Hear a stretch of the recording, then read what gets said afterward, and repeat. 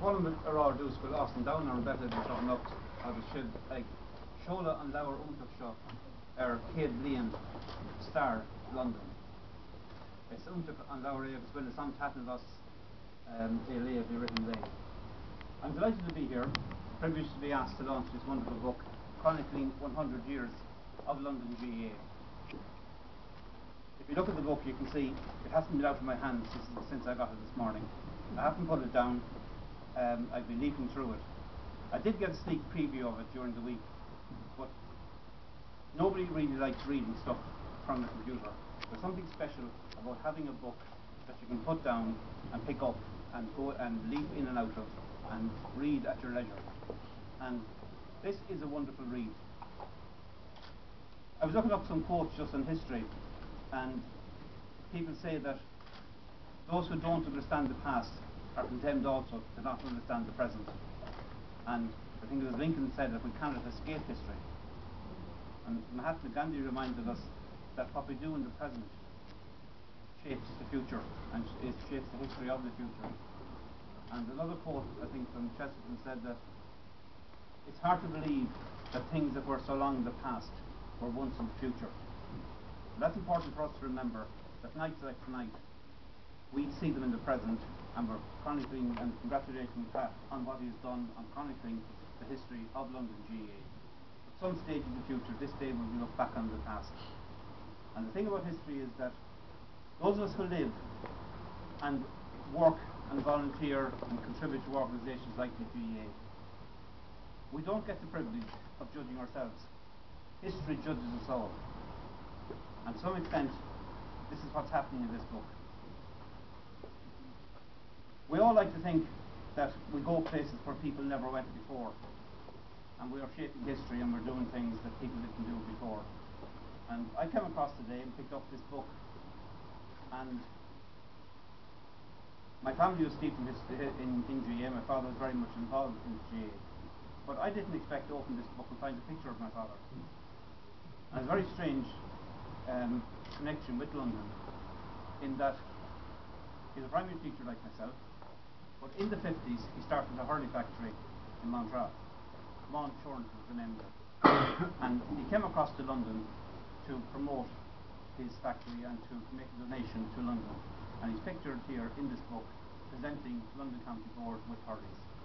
So we sometimes think that we are the leaders in our family and go and place some people who go before, but I find that I'm here tonight following the tracks of my father of over 50 years ago. And that thought should keep us all humble, because we are in the present working for the future, but we will be judged by those who come after us in every action we do. My involvement with London GAA wouldn't be chronicled by an awful lot of what's done in this, but I do remember some of the instances, and I always judge an atlas or a map by how it manages to depict my own place. Because if your own place is done well, and the involvement you had, the area you know is done well, then you know it's a good map or a good atlas. So I reference this and see how the involvement with Laois and London in the senior field championship, Michael Denny was involved in that at the time himself. I spoke to Dermot O'Brien yesterday on a different matter, and he was telling me about the games between London and Laois. The replay, the match was played in Tullamore was a draw, and the replay, Michael Denny had the same, because they both contrived, although your recollection here is that Laois didn't want to play the replay. Actually, London didn't either, but Michael Denny contrived with Dermot O'Brien to bring about a situation where they could have a second match because they didn't want to play extra time. And it's essentially that conniving took place. But the replay was played in a tie, and it's just an interesting coincidence that I was over in the tie recently at the reenactment or a commemoration game between Dublin and Tipperary, reenacting a 1908 All-Ireland replay. And the tie is, coincidentally, that match with London and Laois was one of the last significant games played in that wonderful venue. And they are now trying to relaunch that as a venue for hurling. I read through this book today, and I didn't deal with the early part. I just glanced at the early history, and it's fascinating. But you look at the parts later on, And what I like about this book is that while it chronicles what happened and it gives the facts, I was fascinated, I have to say, by the descriptions of the conventions. Because oftentimes we can decide over things and record who was elected, that such person was elected on such a date.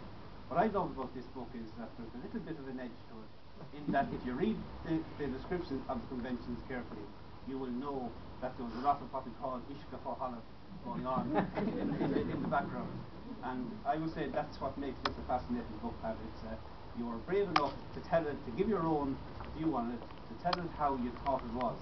And I found myself going from convention to convention, almost like some sort of an elongated soap opera, waiting to see what was the next action, or how would the convention of one year impact on what happened on the next one. And those in the room who know me know that I like that sort of honesty, and I like the fact that you're brave enough to do it. And you don't spare Croke Park either, and you don't spare the GAA at home, because you do mention in the book the difficulties London had over the years of being recognised for what it was, for the value London was to the GAA. And we would all have recognised in the last few years, I suppose the last 5 or 6 presidents have recognised that, and Joe McDonagh most definitely, Jack Woodman before him, the importance of London GAA. For a long number of years we glossed over it. You were out there somewhere, but the organisation has only realised in the last number of years the importance of London and the importance of the GAA on the island of Britain. And you did mention in the book that it took some time to be allowed into the National League, and those of you who read the book and buy the book, have a look for that chapter, because I think there's a nice bit of honesty there in how he describes what happened. The book is fascinating. I think it's a book that people, I hope everyone will buy. It's a book that people will be afraid to leave down. You pick it up, you find different snippets in it. It's a wonderful read. The photographs are fantastic, and the quality of the photographs in the book are marvellous. And I think that a great effort has gone into it. It's a huge work, and I think I like the fact that it stopped too in 1996, that people don't try to bring history up to date, because history stops at some point, and you look back, and it will be the job of somebody else now to take on the challenge of chronicling what happened from 1996 on. And I wish whoever does it well, because he or she will have a very hard act to follow. The book is, as I said, a marvellous read. It's a testament, I suppose, to everybody a fitting testament to everybody who laboured for years on behalf of the GAA.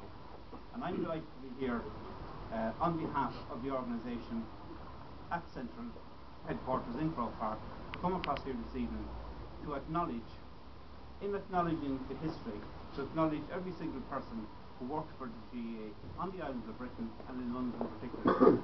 And I want to thank you also for the people who enjoyed periods of time with London GAA, sometimes short, sometimes long, sometimes permanent.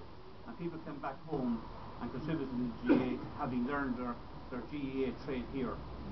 And one of my and Martin Skelly's predecessors as Leinster chairman, Neil Garrity, was somebody who was very much involved in as the shining example of someone who learned his trade here and came back and became a great administrator at home. I'm delighted to congratulate you, Pat, on what you did in the work. Thank you on behalf of the organisation for it. Commend the book to you, Cordia, as an absolutely fantastic read and as a great chronicle of what happened over 100 years. And I want to finish with a quote from Oscar Wilde. I don't quote Oscar Wilde too often, but in praise of your author of this book, Oscar Wilde said, "Any fool can make history, but it takes a genius to write it." And on that note, I'd like to congratulate